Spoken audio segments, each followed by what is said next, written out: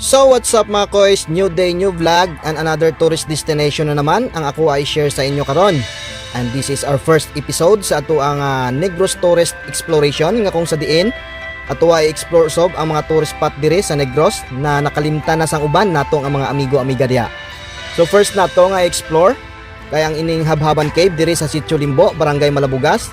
So syempre ato adyod unahon ang ato ang lugar nga natawhan, mauning Bayawan City dire sa Negros Oriental syempre. Finally, we are here now in Habhaban Cave. 10 minutes drive lang halin sa National Highway sa Barangay Malabugas. Maabot na nimo ining super napakagandang cave dire. So makita naton dire ang isa ka U-shape nga kuweba.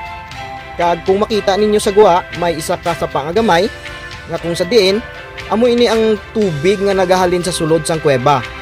Kay sa sulod sining kuweba may ara ini nga ginatawag nga underground waterfalls kag isa ka swimming pool made by nature. So natural nga mga structure ang makita nyo diri mga koys, halin gid ini sa aton nga mother nature.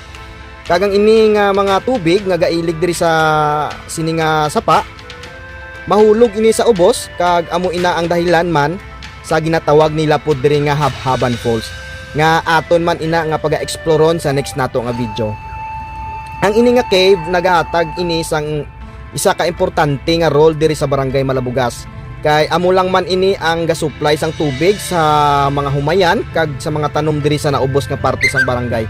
Kag kung nakita ninyo ini, ginhimuan sang gamay nga dam nga amo ini ang magakontrol sa kadamuon sang tubig nga isupply nila didto sa ubos. Ang ini man nga kuweba mga koys, isa man ini ka tourist landmark sang Bayawan nga kung sa diin when you say Bayawan, ma-highlight gidayon ang ini nga kuweba pag abot sa tourist destination.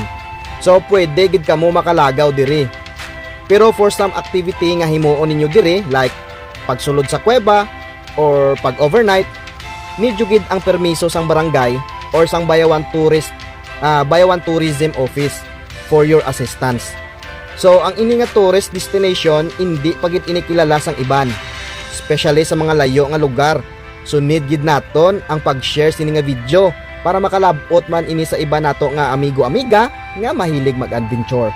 So diri lang ta kutob kag I hope of dan pagid ko ninyo sa aton next nga mga exploration diri sa banwa sang Bayawan. Kag aton ipakita ang iban pa nga mga tourist destination diri sa Bayawan kag hindi lang gid diri sa Bayawan syempre sa bugos nga Negros Island.